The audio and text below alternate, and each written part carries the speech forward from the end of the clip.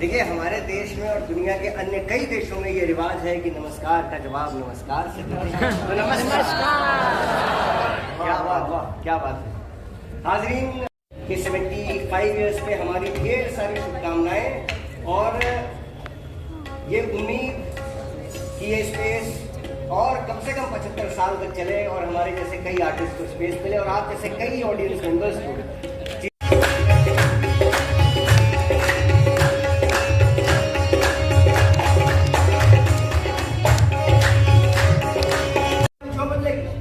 पर सन 1209 में मंगोलों ने, चंगेज खान की सेना ने उस बच्चे के इलाके पर धावा बोल दिया।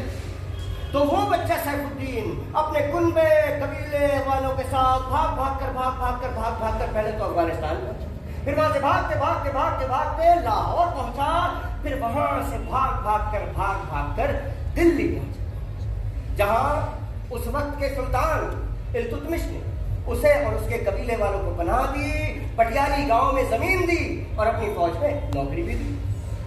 आज सैफुद्दीन वो छोटा बच्चा नहीं रह गया, वो बड़ा पूरा नौजवान है, पटियाली गांव में रहता है। उसने एक हिंदू राजपूतनी लड़की बीबी दौलत नाज से ब्याह किया। वो 2 बच्चों का बाप है और तीसरी औलाद का इंतजार है, जो कि फिलहाल बीबी दौलत की कोख में है। तो एक तरफ तो तुर्क और दूसरी तरफ राजपूतनी मां। इन दोनों के घर जब इस तीसरे बच्चे का जन्म हुआ तो उसका नाम रखा गया यमीनुद्दीन। भाई यमीनुद्दीन के पैदा होते ही अब्बा सैफुद्दीन ने उसको एक कपड़े में लपेटा और एक फकीर के पास ले गए कि भाई सूफी है, दरवेश है, मेरे बच्चे को दुआ देंगे तो इसका मुस्तकबिल रोशन हो। उस सूफी फकीर ने उस नन्हे मुन्ने मासूम और पुरनूर चेहरे वाले बच्चे को देखा तो उसकी आंखें चमक उठी। उसने अपनी आंखें बंद की, मन ही मन कुछ दुआ पड़ी और अर्ज करता है कि आवड़ी कसे राके 2 कदम अस खाकानी पेश खाहिद बूद माशाअल्लाह अल्लाह।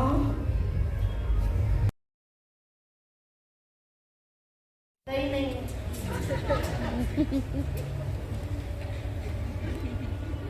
अब मरता क्या ना करता, प्यास लगी तो बोला उन पनिहारियों से कि ठीक है दीदी। पागल आप लोग। अशहदु अन्न मोहम्मद रसूल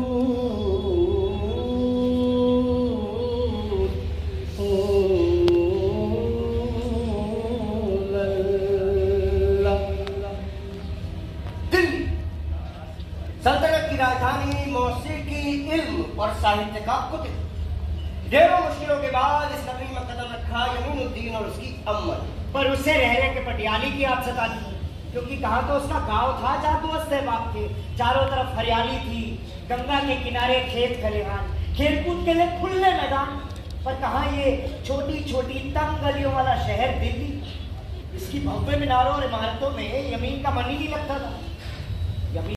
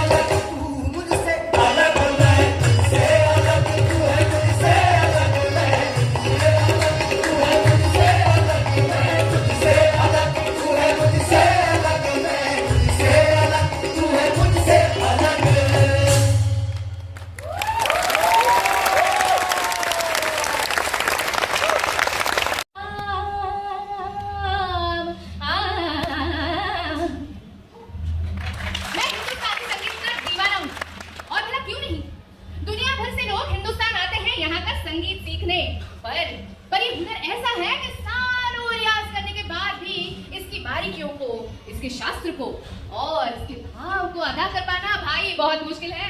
फरमाइश किया करते, जैसे उसके अब्बाजान किया करते थे, तो वो अपने कलाम को गाता और ऐसे गाता कि मानो पूरी महफिल उसके समा में बहने लगी। यानी अमीनुद्दीन उस टाइम से ट्रांस म्यूजिक बना रहे हैं। राग यमन, राग बहार, कह मुकर्निया, चतुरंग, कल्बाना, तराना, नक्श गुल और सितार। कहते हैं सारी अलग अलग चीजें अमीर खुसरो ने बनाई हैं, लेकिन बाबा की खानकाह में वो अभी तक यमीनुद्दीन ही था। इतनी सी उम्र में उसकी शोहरत यूं फैली कि वो दिल्ली सल्तनत का दरबारी कवि था। और चतुर खुसरो कुछ ना कुछ ऐसा करते रहते कि दिल्ली छोड़ के ना जाना पड़े। कारण यही कि इनके महबूब इलाही तो दिल्ली मस्जिद में बने अपने कमरे के सहन में बैठे।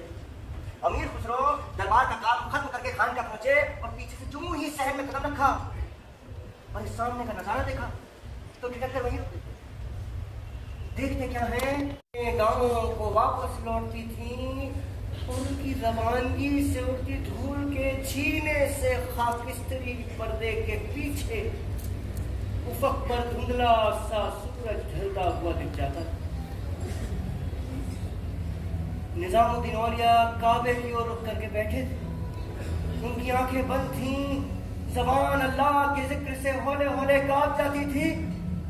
धीरे धीरे सूरज औलिया साहब के पीछे कुछ यूं ढल गया मानो रात होते होते आसमान के सारे रंग बस औलिया साहब के नूर में तब्दील हो गए। और उसके बाद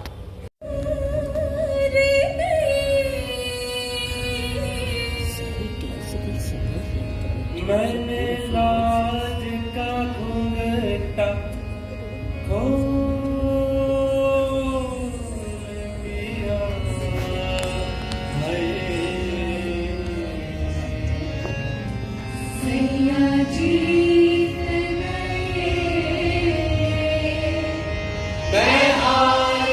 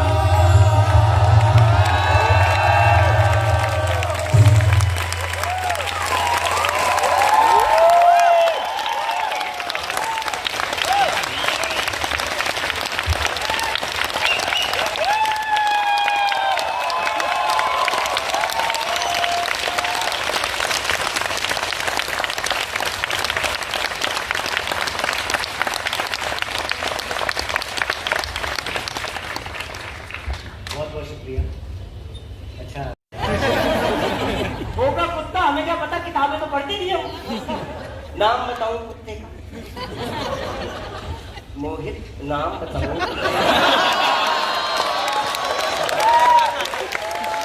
कौन सा मोहित? तो बरगद के दरख्त के पत्ते झूम झूम के मानो ताली बजाते। इस सुंदर महफिल में अमीर खुसरो एक और चुपचाप खड़े थे। तो महबूब इलाही ने अमीर खुसरो को अपने पास बुलाया। यमी,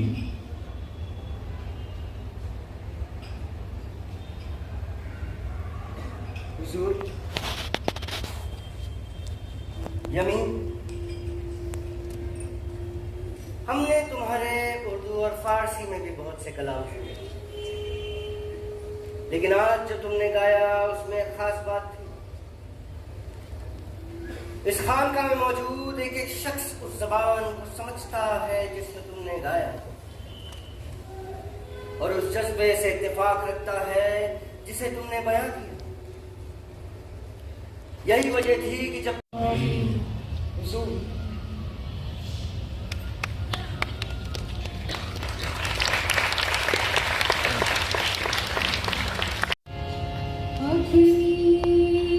छब बनाएंगे,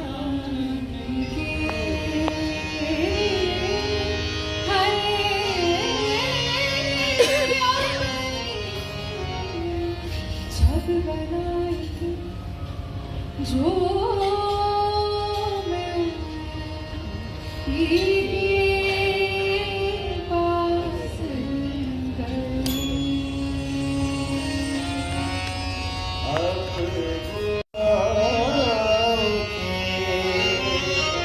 छब बनाएंगे,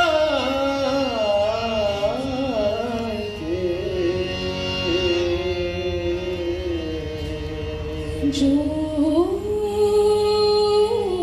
मैं की पास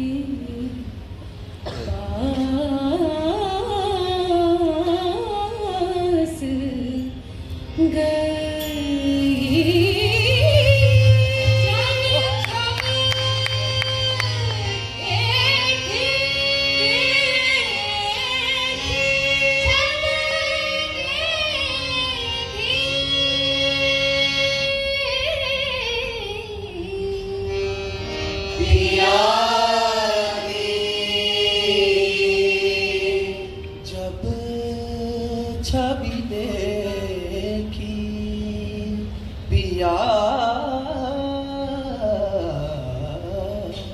की, मोहरे अपनी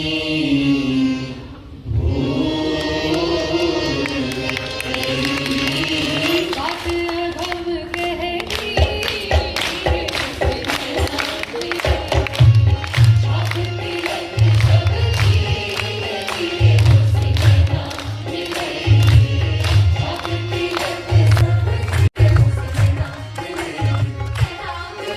कहती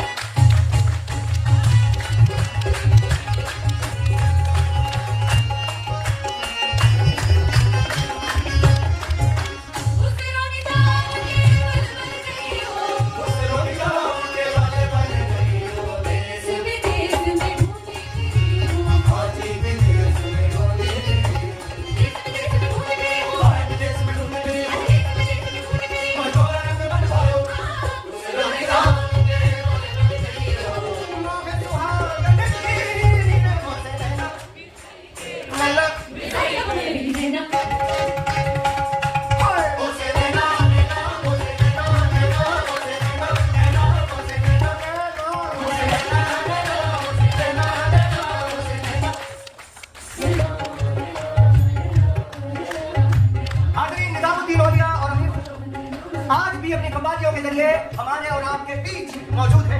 आवाम ने उतना ही उसे अपनाया, कहा, गाया और पीढ़ी दर पीढ़ी उसे हम और आप तक पहुंचा, और आज भी हम और आप उसी सरलता पे झूमते हैं। दो नैन तेरे दो नैन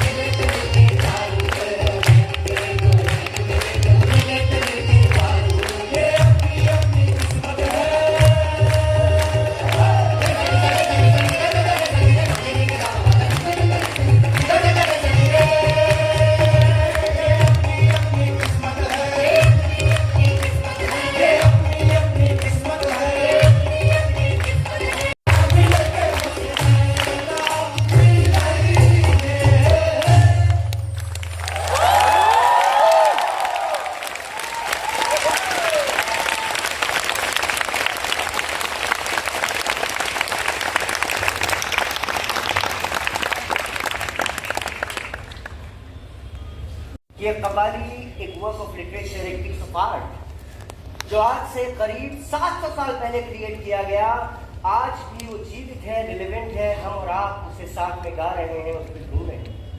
तो शायद उस रोज पहली दफा अमीर खुसरो ने इश्क मजाजी की स्याही से इश्क हकीकी के हुरूफ लिखे।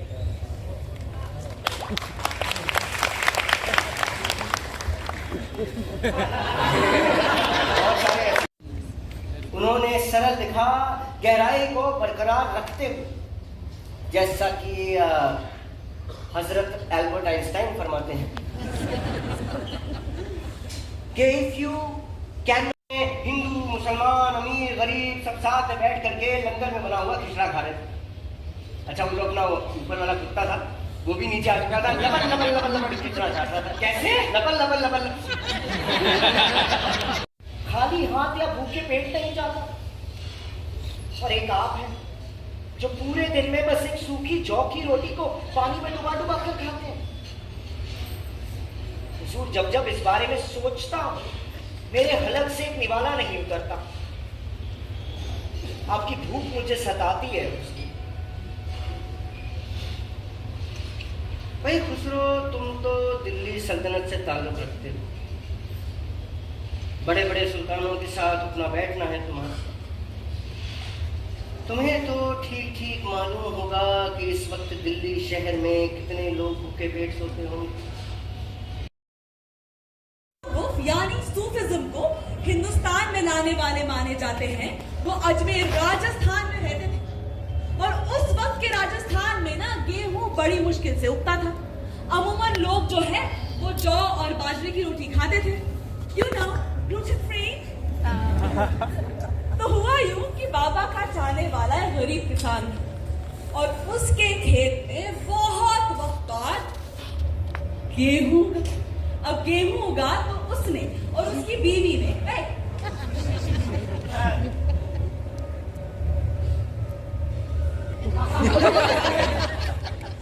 बीवी तो उसने और उसकी बीवी ने बड़े जतन से गेहूं पीसा और पीसा और फिर जब गेहूं पिस गया तो उसका आटा गूंथा और ये गर्मा गर्म प्यारी प्यारी फूली हुई रोटी सामने तैयार है।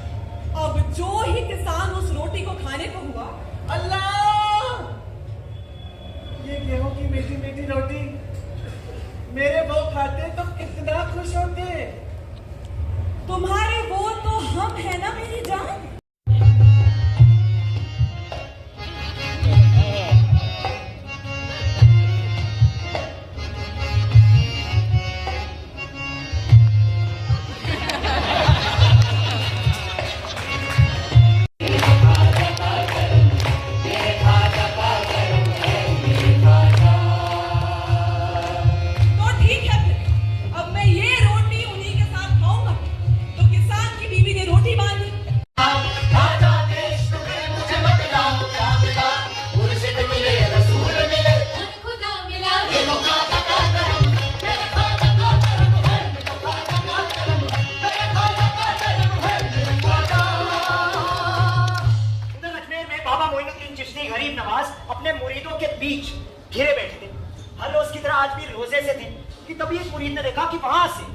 एक आदमी उछलता कूदता पूरी उमंग से प्रेम का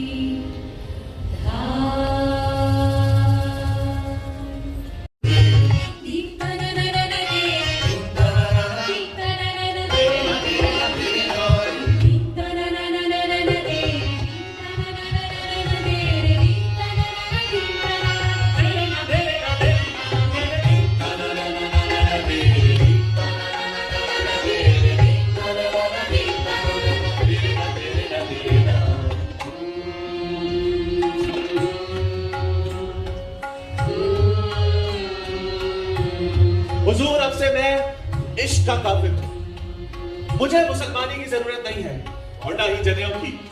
बीमार हूं मैं इश्क का। ए हकीम, मेरे सराहने से उठ जा, क्योंकि अब मेरा इलाज मेरे महबूब के तसव्वुर के सिवा और कुछ भी नहीं। और अगर दुनिया कहती है खुसरो कुफ्र करता है, तो हाँ, करता हूं मैं कुफ्र, क्योंकि कुफ्र में भी तो मुझे दिखता मेरा महबूब है।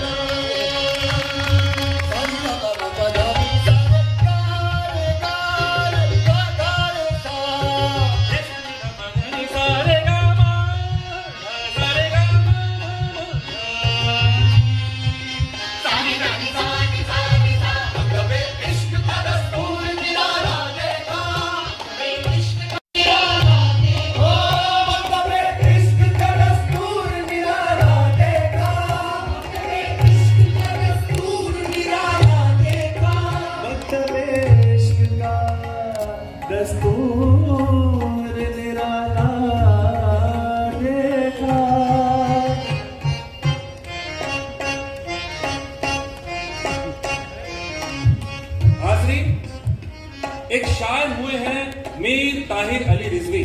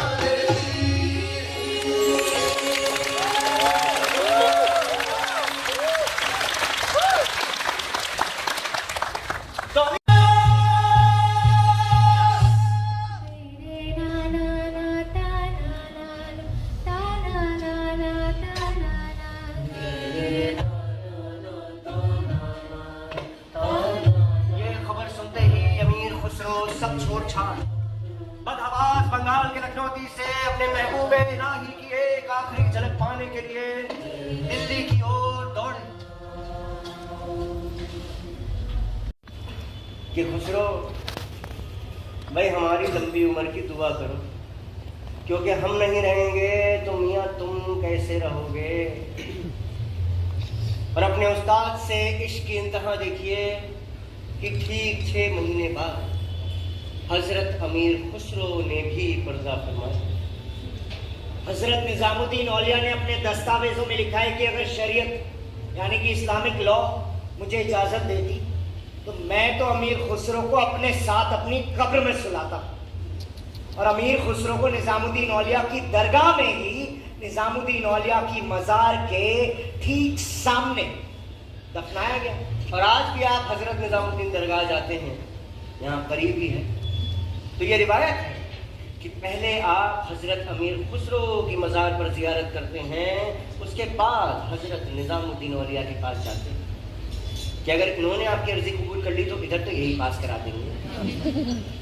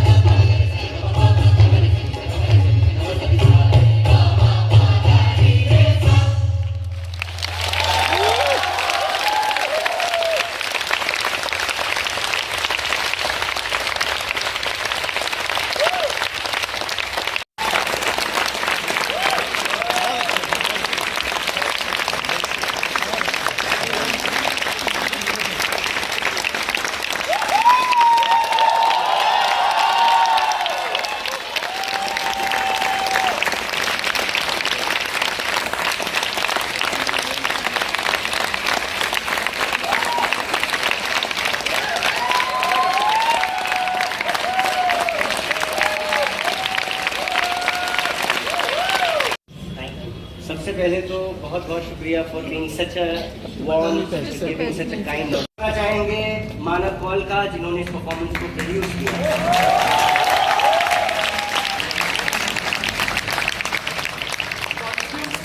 हर्षिता केवल कमानी है, बाकी सब आएंगे।